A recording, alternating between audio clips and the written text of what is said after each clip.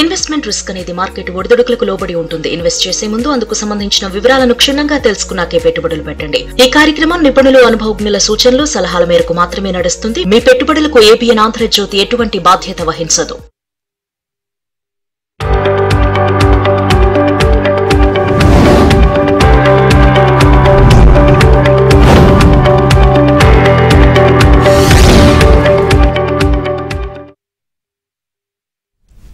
నమస్తే, welcome to ABN business news. దేశీయ stock మార్కెట్లు నష్టాల్లో ట్రేడ్ అవుతున్నాయి. సెన్సెక్స్, నిఫ్టీ నష్టాల మధ్య కొనసాగుతున్నాయి. ఉదయం ఫ్లాట్ గా ప్రారంభమైన సూచీలు తర్వాత నష్టాల్లోకి జారుకున్నాయి. ONGC, Reliance, doctor Reddy's labs, ITC, BPCL షేర్లు నష్టాల్లో కొనసాగుతున్నాయి. Trent, Shriram finance, Apollo hospital, Adani ports, SBI షేర్లు నష్టాల్లో కొనసాగుతున్నాయి. ఇవాళ మార్కెట్కి సంబంధించి అనాలిసిస్ అందించడానికి ప్రముఖ బిజినెస్ అనలిస్ట్ జీవి రావు గారు మనతో పాటు స్టూడియోలో ఉన్నారు. వారితో మాట్లాడదాం. సార్ నమస్కారం. నమస్తే అండి. సార్, ఏంటి సార్ ఇవాళ మార్కెట్ పైన మీ విశ్లేషణ? అలాగే ఈ మధ్య కాలంలో బాగా మార్కెట్ డౌన్ అవుతుంది కదా, ఏంటి రీజన్స్ అనేది? అయితే ఈరోజు మార్కెట్ కనుక మనం గమనిస్తారండి, ఒక స్టేజ్లో నిఫ్టీ 200 పాయింట్ల పైన దిగువకు వచ్చి అక్కడి నుంచి కొంత బయింగ్ కారణం వల్ల మళ్ళీ కొంత రికవరీ అనేది మనం చూసాం ఇవాళ. అంటే ఇప్పుడు కేవలం సుమారుగా ఒక 50 పాయింట్లు మాత్రమే నష్టంలో నిఫ్టీ ఇప్పుడు ట్రేడ్ అవుతుంది. కాకపోతే ఓవరాల్గా ఈ కొత్త సంవత్సరంలో మరీ డ్రాస్టిక్గా మార్కెట్ ఎందుకు పడింది అంటే కొత్త వైరస్ ప్రభావం ఉండొచ్చు అనేటువంటి భయాలు నెలకొనడంతో ఆ కారణం వల్లే సడన్గా మొన్న మార్కెట్ దారుణంగా పడిపోవటం అనేటువంటిది మనం గమనించాం. తర్వాత ఈ రోజున వచ్చేసరికి జీడిపి అంచనాలు ఆశించిన స్థాయిలో కాకుండా కాస్త తక్కువగానే ఉండొచ్చు అని చెప్పి ప్రభుత్వ ప్రకటన కూడా మార్కెట్ని కొంత నిరాశపరిచిందని చెప్పొచ్చు. ఓవరాల్గా వీటితో పాటుగా కొంత ప్రాఫిట్ బుకింగ్ అనేటువంటిది కూడా జరిగింది. అంటే గత 2 సంవత్సరాల కాలంలో ఎవరైతే ఇన్వెస్ట్ చేసిన ఇన్వెస్టర్స్ ఉన్నారో మంచి లాభాల్లో ఉండేటువంటి వాళ్ళు లాభాల స్వీకరణ తీసుకోవటం కూడా మొదలుపెట్టారు. ఇవన్నీ కారణాల వల్ల మార్కెట్ కొంత దిద్దుబాటుకు గురైంది అని చెప్పి మనం చెప్పొచ్చండి. అయితే ఇది చాలా మంచి పరిణామం. ఎప్పుడైనా సరే బుల్ మార్కెట్లో కూడా మంచి హెల్దీ కరెక్షన్స్ కనుక ఉంటే ఆ హెల్దీ కరెక్షన్స్ మంచి స్టాక్స్ని ఇన్వెస్టర్స్ ఎక్వైర్ చేయడానికి అదొక సువర్ణావకాశంగానే మనం చూడాల్సి ఉంటుంది. అందువల్ల ఇదేమీ పెద్దగా వరి అయ్యేటువంటి విషయం అయితే కాదండి. కాలర్ ఉన్నారు సార్, నాగార్జున కాల్ చేస్తున్నారు. నాగార్జున గారు మాట్లాడండి జీవి రావు గారితో. మీకున్న డౌట్ ఏంటో చెప్పండి. సార్ రావు గారు, good afternoon sir. Good afternoon అండి. Sir, Axiscades technology, AXIS Axiscades technology okay, ఒకటి స్కిప్పర్ ఒకటి కరెంట్ ప్రైస్ గా బై చేయొచ్చు సార్.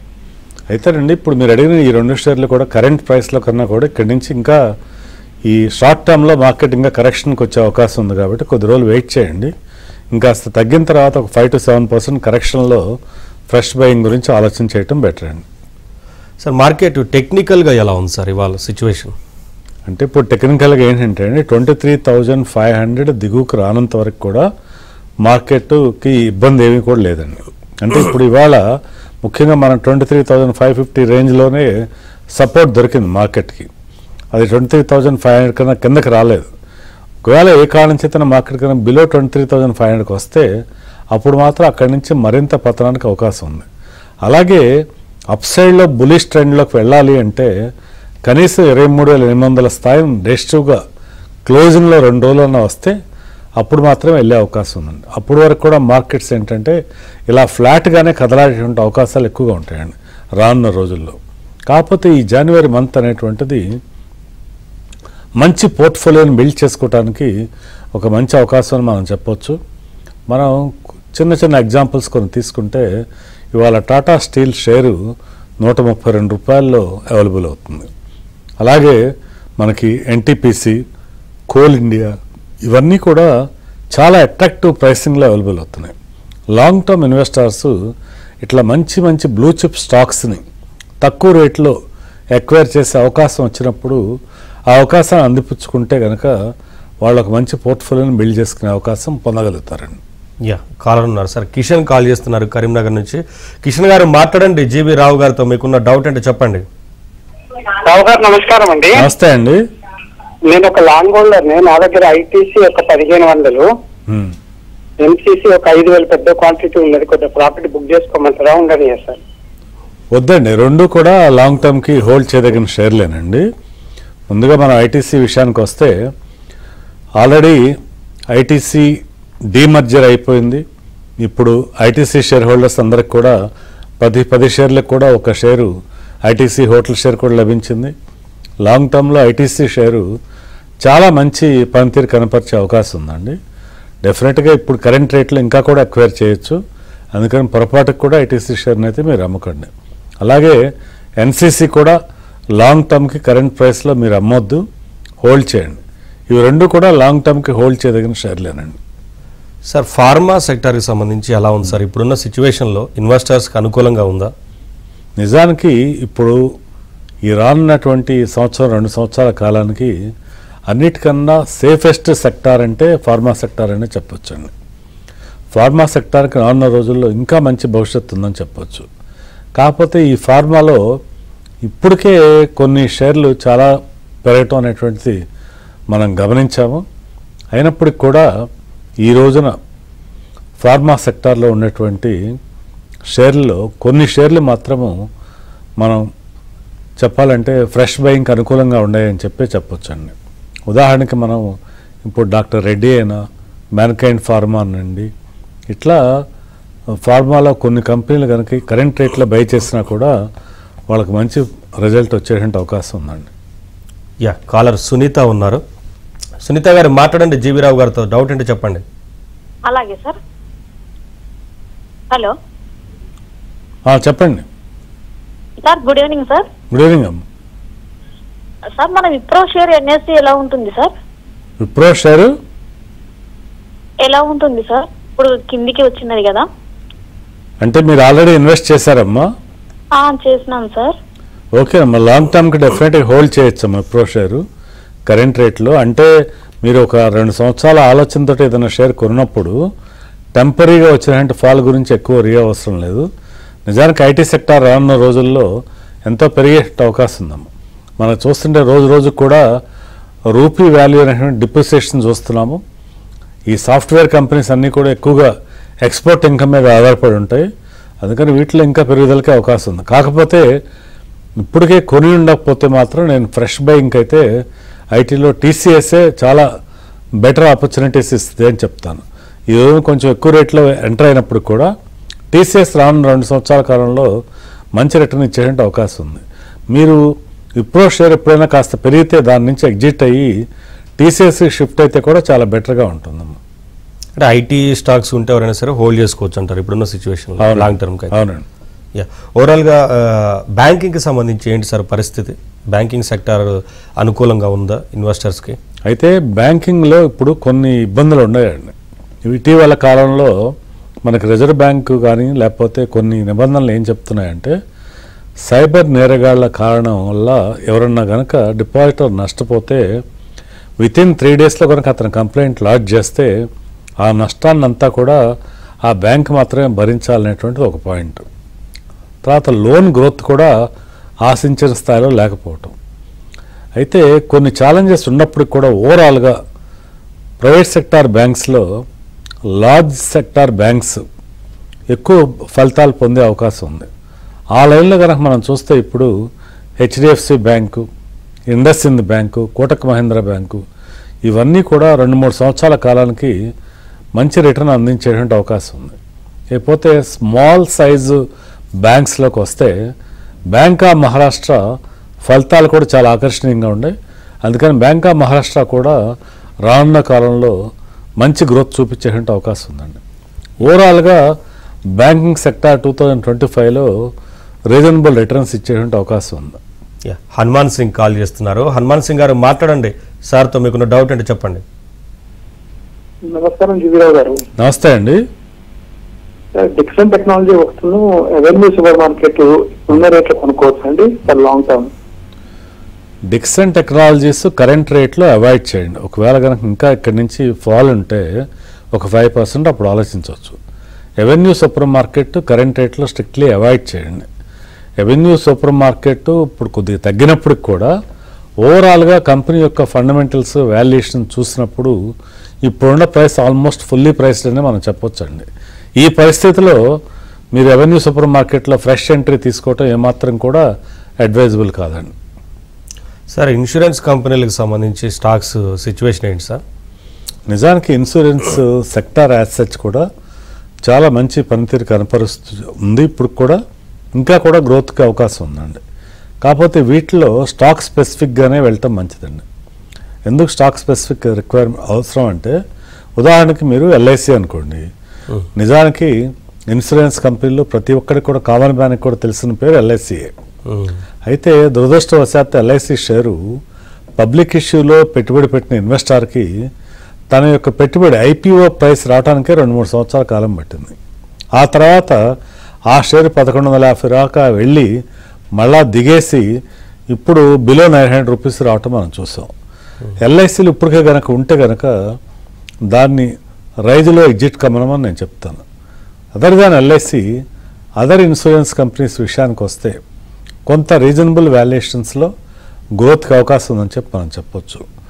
సో రానున్న రోజుల్లో ఎల్ఐసి కన్నా కూడా ప్రైవేట్ ఇన్సూరెన్స్ ప్లేయర్స్ మనకి మంచి రిటర్న్ ఇచ్చేటువంటి అవకాశం ఉంది. కాబట్టి దాన్ని దృష్టిలో ఉంచుకొని కేవలం లైఫ్ ఇన్సూరెన్స్ కాకుండా జనరల్ ఇన్సూరెన్సు, వాటిలో కూడా ముఖ్యంగా ప్రైవేట్ ఇన్సూరెన్స్ ప్లేయర్స్ని ఎక్కువగా దృష్టిలో ఉంచుకుంటే ఈ రంగంలో ఇన్వెస్టర్స్కి ఎక్కువ బెనిఫిట్ అయ్యే అవకాశం ఉందండి. కాలర్ యోగానంద్ ఉన్నారు. యోగానంద్ గారు మాట్లాడండి జీవీరావు గారితో. డౌట్ అంటే చెప్పండి sir. Good afternoon sir. Good afternoon అండి. ఇప్పుడు ఎంఆర్ఎఫ్ షేర్ ఈ కరెంట్ ప్రైస్ లో బై చేయొచ్చు sir? 6 months to 1 year time frame ఉంది. ఎంఆర్ఎఫ్ ఇప్పటికే ఆల్రెడీ మనం చాలా హై వాల్యుయేషన్లో చూస్తున్నాం. 1,30,000 ఈ స్థాయి దాకా వెళ్ళిన తర్వాత మామూలుగా మనం చెప్పాలంటే చాలా హై రిస్క్ అనే చెప్పొచ్చు. అయినప్పటికీ కూడా లాంగ్ టర్మ్ ఇన్వెస్టారు స్మాల్ క్వాంటిటీస్ తగ్గినప్పుడల్లా కొన్నా కూడా తప్పలేదండి. నిజానికి 10,000 రూపాయల స్థాయి నుంచి కూడా ఎంఆర్ఎఫ్ ఎక్కువ ఉంది, ప్రైస్ ఎక్కువ ఉంది అనుకుంటే అక్కడి నుంచి మనం ₹1,00,000 దాటుతాం చూసాము. ఇప్పుడు కూడా అంటే చాలా స్మాల్ క్వాంటిటీ, 1 షేరు 2 షేర్లు అట్లా తగ్గినప్పుడు కొనుక్కుంటే 2-3 సంవత్సరాల కాలంలో రీజనబుల్ రిటర్న్స్ ఇచ్చేటువంటి అవకాశం ఉందండి ఎంఆర్ఎఫ్ కూడా. సార్ ఆటోమొబైల్ ఎలా ఉంది సార్ ఓవరాల్గా? ఓవరాల్గా ఆటోమొబైల్ సెక్టార్ చాలా గడ్డు పరిస్థితులను ఎదుర్కొంటుందని చెప్పొచ్చండి. మనం చూస్తే ఆటోమొబైల్ సెక్టార్లో బిగ్గెస్ట్ ప్రాబ్లం ఇప్పుడు ఏంటంటే స్టాక్స్ ఎక్కువగా పెరిగిపోయి ఉన్నాయి. నిజానికి పండగ సీజన్లో ఈ స్టాక్స్ అన్నీ కూడా చాలా క్లియర్ అవుతాయని చెప్పి అందరూ కూడా ఎంతగానో ఎదురు చూశారు. కానీ నిరాశకే గురయ్యారనమాట. ఇంకా ఆ స్టాక్సే క్లియర్ అవ్వలేదు. ఓవరాల్గా ఆటోమొబైల్ సెక్టార్ చాలా ఛాలెంజెస్ని ఎదుర్కొంటుంది. మనం ఇటీవల కాలంలో ఓలా ఎలక్ట్రిక్కి సెబీ నుంచి కూడా కొన్ని నోటీసెస్ ఇష్యూ అవటము, మరికొన్ని ప్రాబ్లమ్స్ వాళ్ళు ఫేస్ చేయటం కూడా చూసాం. అయితే ఇప్పుడు ఆటోమొబైల్లో కొన్ని కంపెనీలు మాత్రం అట్రాక్టివ్ వాల్యుయేషన్లు అవైలబుల్ అవుతున్నాయి. ఉదాహరణకు మనం టాటా మోటార్స్ని తీసుకుంటే కరెంట్ రేట్లో లాంగ్ టర్మ్ ఇన్వెస్టార్కి టాటా మోటార్స్ మంచి ఫలితం ఇచ్చే అవకాశం ఉందని మనం చెప్పొచ్చు. అలాగే M&M విషయానికి వస్తే కూడా M&M కరెంట్ ప్రైస్లో కూడా 2 to 3 yearsలో మంచి రిటర్న్ ఇచ్చే అవకాశం ఉంది. అలాగే ఆటోమొబైల్ ఇంకా వీటితో పాటుగా TVS motors, Bajaj auto, hero motor Corp, ఈ షేర్లు అన్నీ కూడా మనం 52-week హైతో పోల్చుకుంటే చాలా తక్కువ రేటుకే అందుబాటులోకి వచ్చాయి. కరెంట్ రేట్లో మాత్రం కొంతవరకు వాళ్ళకి ఉపయోగం జరిగేటువంటి అవకాశం ఉందండి. అజయ్ కాల్ చేస్తున్నారు. అజయ్ గారు మాట్లాడండి జీవీరావు గారితో. డౌట్ అంటే చెప్పండి. హలో సార్, యదాద్ హాస్పిటల్లో 646 లో ఉన్నాయండి. ఓకే. నెక్స్ట్ రైట్స్ అండి 376 లో ఉన్నాయి సార్. అవి 1 year కోసం హోల్డ్ చేయొచ్చండి? ఈ రెండు కూడా 1 yearకి డెఫినెట్గా హోల్డ్ చేయొచ్చండి. ఇన్ఫ్యాక్ట్ హాస్పిటల్ సెక్టార్లో one of the best company అండి యదార్థ హాస్పిటల్స్. ఈ కరెంట్ ప్రైస్లో కూడా ఇన్ఫ్యాక్ట్ ఎవ్రీ డిప్లో కూడా ఫర్దర్గా యాడ్ చేయదగినటువంటి కంపెనీ. మీరు 1 year కోసం ఖచ్చితంగా హోల్డ్ చేయొచ్చండి. అలాగే రైట్స్ కూడా 1 yearకి హోల్డ్ చేయండి ఇప్పటికే ఉన్నటువంటి షేర్లను. సార్ ఫైనాన్స్ కంపెనీలకు సంబంధించిన షేర్ల పరిస్థితి ఏంటి సార్? అంటే ఇప్పుడు నాన్ బ్యాంకింగ్ ఫైనాన్స్ కంపెనీలు కూడా అవి కూడా కొన్ని ఒడిదుడుకులు ఎదుర్కొంటున్నాయి. అయితే వాటిలో లీడర్స్ తోటి కనుక ఉంటే మంచి ప్రయోజనమే ఉండేటువంటి అవకాశం ఉందండి. ఇప్పుడు బజాజ్ ఫైనాన్స్ అలాగే శ్రీరామ్ ఫైనాన్స్ ఇవి రెండు కూడా 2 to 3 years టైంలో చాలా మంచి డీసెంట్ రిటర్న్స్ అందించేటువంటి అవకాశం ఉంది. ఫైనాన్షియల్ సెక్టార్ యాజ్ సచ్ కూడా ఒక మాస్టర్గా రిటర్న్ ఇచ్చేటువంటి అవకాశం ఉంది. అంటే 10 to 15% మోడెస్ట్ రిటర్న్ ఎయిమ్ చేసుకుంటూ వీటిలో ఉండేటువంటి లీడర్స్లో ఇన్వెస్ట్ చేస్తే ఇన్వెస్టర్స్కి డెఫినెట్గా ప్రయోజనం సార్ మొత్తంగా బడ్జెట్కి ముందు అంటే ఇవి ఏ ఏ రంగాలపైన దీని ప్రభావం ఎక్కువగా ఉంటుంది, అలాగే బడ్జెట్లో కేటాయింపులను బట్టి కూడా కొంత ఎక్కువగా ప్రభావం ఉంటుంది కదా మార్కెట్ మీద? డెఫినెట్గానండి. మనకు ఎప్పుడైనా కానీ ఒకసారి బడ్జెట్ ప్రవేశపెట్టిన తర్వాత బడ్జెట్లో ఉండేటువంటి కేటాయింపులను బట్టి ఏ సెక్టార్స్కి అయితే అధికంగా కేటాయింపులు లేకపోతే కన్సెషన్స్ ఉన్నాయో ఆ సెక్టార్స్ ఎక్కువగా రాణించేటువంటి అవకాశం ఉంటుంది. అయితే ఇప్పుడు వచ్చేటువంటి బడ్జెట్స్ అన్నీ కూడా ఎలా అంటే దాదాపుగా అది ఒక రెగ్యులర్ యాక్టివిటీ లాగా ఒక జరిగిపోతుంది తప్పితే దీని మీద ఇదిరేట్లాగా మరీ ఎక్కువ ఎక్స్పెక్టేషన్స్ అనేటువంటిది ఇన్వెస్టర్స్లో కూడా ఉండట్లేదండి. అంటే ఇక్కడ ప్రధానంగా మనకేదో ట్యాక్స్ రేట్లు బాగా తగ్గించటమో లేకపోతే పెంచటమో అలాంటిది ఏమీ కూడా జరగకపోవచ్చు. అయితే ఏ సెక్టార్స్ మీద ఇన్వెస్టర్స్ యొక్క అబ్జర్వేషన్స్ ఎక్కువగా ఉంటాయంటే ఇక్కడ ఫెర్టిలైజర్స్ కంపెనీస్, తర్వాత railway stocks, defence related, infrastructure related వీటి మీద ఎక్కువగా ఫోకస్ ఉంటుందండి. ఎందుకు వాటి మీద ఎక్కువ ఫోకస్ ఉంటుందంటే బడ్జెట్లో ఈ సెక్టార్స్కి ఏదైనా వరాలు లభిస్తాయనేటువంటి అంచనాలు పెరగటం వల్ల రియల్గా అంచనా తగ్గట్టుకు ఉందా లేదా అనేటువంటి ఉద్దేశంతో బడ్జెట్ యొక్క ప్రపోజల్స్ని బట్టి ఆ యొక్క సెక్టార్ షేర్లు రాణించడం కానీ లేకపోతే కిందకి రావటం కానీ జరుగుతుంది. అందుకని ఇవన్నీ కూడా ఫిబ్రవరి 1న బడ్జెట్ ప్రవేశపెట్టిన తర్వాత ఆ యొక్క ఎఫెక్ట్ అనేది మనం చూస్తాం. నిజానికి ఫిబ్రవరి 1 మార్కెట్ సెలవు దినం అయినప్పటికి కూడా ఆ రోజున కూడా మార్కెట్లు పని చేయాలని చెప్పి దానికి తగ్గినటువంటి ఆదేశాలు కూడా జారీ చేయడం జరిగింది. అందుకని చెప్పి ఈసారి బడ్జెట్ రోజు మార్కెట్ కూడా ఖచ్చితంగా ఉంటుంది. అది సెలవు రోజు అయినప్పటికి కూడా ఆ రోజున కూడా ఇన్వెస్టర్ అప్పుడు ఉన్నటువంటి పరిస్థితులను బట్టి ఏ సెక్టార్కి అయితే బడ్జెట్లో అధిక కేటాయింపులు ఉన్నాయో ఆ సెక్టార్లు రాబోయే సంవత్సరం యొక్క అంచనాలను బట్టి ఎక్కువగా ఫోకస్ చేసేటువంటి అవకాశం ఉంటుందండి.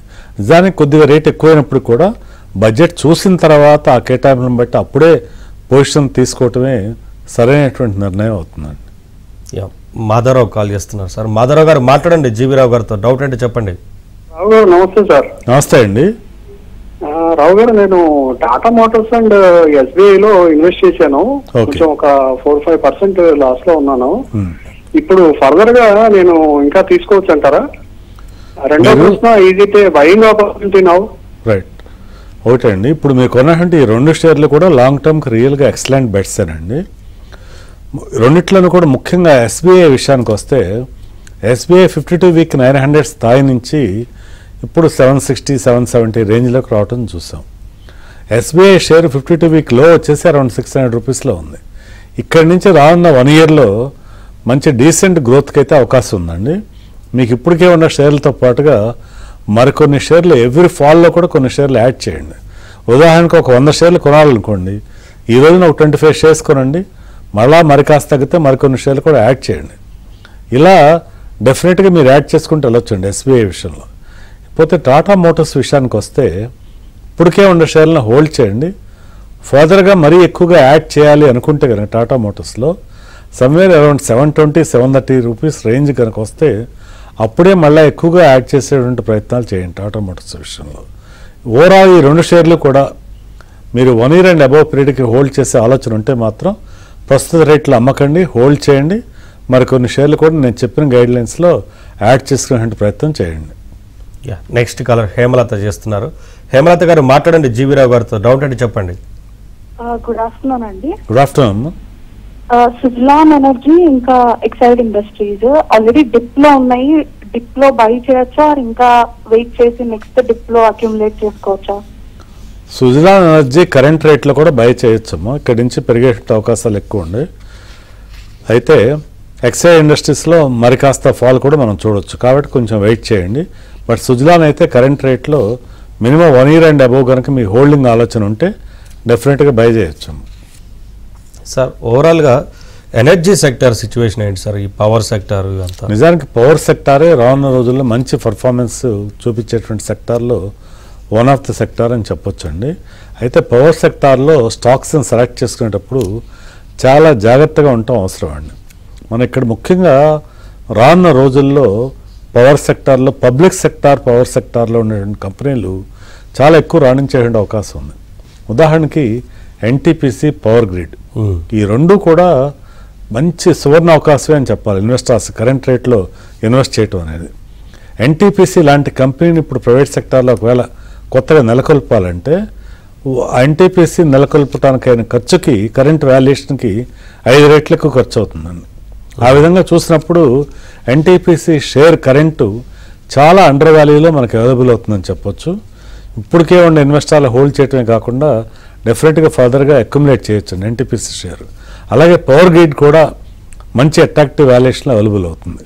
వీటితో పాటు ప్రైవేట్ సెక్టార్లో టాటా పవర్ కూడా ఎక్సలెంట్ బయింగ్ ఆపర్చునిటీ అండి లాంగ్ టర్మ్ కోసం అని చెప్పి. ఇట్లా మనకి పవర్ సెక్టార్లో ఒక 3-4 కంపెనీలు రానున్న కాలంలో మంచి రిజల్ట్ అందించే అవకాశం ఉంది. మనం ఈరోజు మన ప్రోగ్రాం ద్వారా ఇప్పుడు దాదాపుగా ఒక 10కి పైగా షేర్ల గురించి మనం మాట్లాడుకున్నాం. ఇవన్నీ కూడా ఇన్వెస్టర్స్ గమనించాల్సింది అంటే ఇవన్నీ కేవలం లాంగ్ టర్మ్కి మాత్రమే అడ్వైజబుల్ అండి. ఇన్వెస్టర్ ఎవరైతే మినిమం ఒక 1 year అబోవ్ 2 years అలా ఇన్వెస్ట్ చేయదలుచుకున్నారో వాళ్ళకి మాత్రమే ఈ కరెంట్ ప్రైసెస్లో వాల్యుయేషన్కి అడ్వైజబుల్. షార్ట్ టర్మ్లో మార్కెట్లో ఒడిదుడుకులు అనేటువంటి సహజం అయినప్పుడు కూడా మనం మాట్లాడుకున్న ఈ షేర్లు అన్నీ కూడా మోర్ దాన్ 1 year పీరియడ్ కన్నా హోల్డ్ చేస్తే డీసెంట్ రిటర్న్కి మాత్రం అవకాశం ఉందండి. దీన్ని గమనించి పెట్టుబడి నిర్ణయాలు తీసుకోవాలి. ఓవరాల్గా మీరు చెప్పినట్టు పవర్ సెక్టర్లో అయితే ఫ్యూచర్ ఉంది డెఫినెట్గానండి. శర్మ కాల్ చేస్తున్నారు సార్. నెక్స్ట్ కాలర్ శర్మ గారు మాట్లాడండి సార్తో, జీవీరావు గారితో. మీకున్న డౌట్ ఏంటి చెప్పండి. నమస్కారం అండి. నమస్తే అండి. 2002లో కోఫోర్స్ ఎట్ పార్క్ వచ్చిందండి 55 షేర్లు. ఓకే, ఒక 5 షేర్లు యాడ్ చేసుకోవచ్చా రౌండ్ ఫిగర్ చేద్దామని ఈ టైంలో? యాడ్ చేయండి పర్లేదు. ఎంతలో కొనుక్కొచ్చు? ఎంతలో కరెంట్ ప్రైస్ లో మీరు యాడ్ చేయండి, చేసి ఒక 1 year హోల్డ్ చేయండి, మంచిదేనండి. యా, నెక్స్ట్ కాలర్ గోపాలకృష్ణ చేస్తున్నారు. గోపాలకృష్ణ గారు మాట్లాడండి జీవీరావు గారితో. మీకున్న డౌట్ ఏంటి చెప్పండి. Sir good evening sir. Good evening అండి.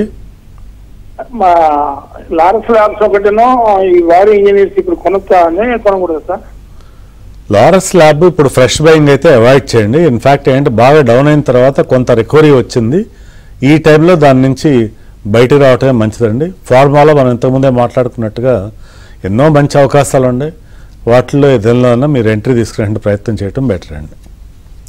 సార్, మెటల్కి సంబంధించిన స్టాక్స్లో ఇప్పుడు టాటా స్టీల్ గురించి కూడా చాలా ఎక్కువ మంది అడుగుతున్నారు. అలాగే JSW స్టీల్ గురించి, ఇటువంటి స్టాక్స్ విషయంలో ఏం ఆలోచించాలి సార్ పెట్టుబడి పెట్టడం? అయితే ఏంటంటే అండి, మెటల్ సెక్టార్లో ఒడిదుడుకులు ఉన్నప్పటికి కూడా ఇప్పుడు నిజానికి అందుబాటులో ఉన్నాయని చెప్పొచ్చు చాలా వరకు కూడా. ఈ లీడర్స్ అందరూ కూడా ఇప్పుడు మన టాటా స్టీల్ అయినా JSW స్టీల్ అయినా ఇవాళ ఆల్మోస్ట్ 52 వీక్ లోకి దగ్గరగానే ట్రేడ్ అవుతున్నాయని చెప్పొచ్చు. 1 year అండ్ అబోవ్ హోల్డ్ చేద్దామనే ఆలోచన ఇన్వెస్టర్స్ కరెంట్ రేట్లో కూడా ఈ సెక్టార్లో ఉన్నటువంటి లీడర్స్తో ఇన్వెస్ట్ చేయొచ్చు. వీటితో పాటు ఈవెన్ NMDC కూడా చాలా అందుబాటు ధరలోనే ఇప్పుడు అవైలబుల్ అవుతుంది.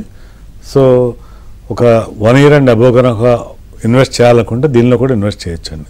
నిజానికి ఇన్వెస్టర్ చేయాల్సిన పని ఏంటంటే ఒక 10 సెక్టార్లను సెలెక్ట్ చేసుకుని ఈచ్ సెక్టార్లో 2 షేర్లుతో ఒక 20 షేర్లతో ఒక పోర్ట్ఫోలియోని బిల్డ్ చేసుకుంటూ ఈ 20 షేర్లు కూడా తగ్గినప్పుడు కనుక కొనుక్కుంటూ వెళ్తుంటే క్రమేణా ఒక 2-3 నెలల్లో ఒక మంచి పోర్ట్ఫోలియో బిల్డ్ చేసి కనీసం 2 సంవత్సరాల కాలం కనుక వెయిట్ చేస్తే వీళ్ళకి ఆ బ్యాంక్ ఎఫ్డీలు వాటికన్నా కూడా చాలా బెటర్ రిటర్న్స్ అందుకునేటువంటి అవకాశం ఉంటుంది.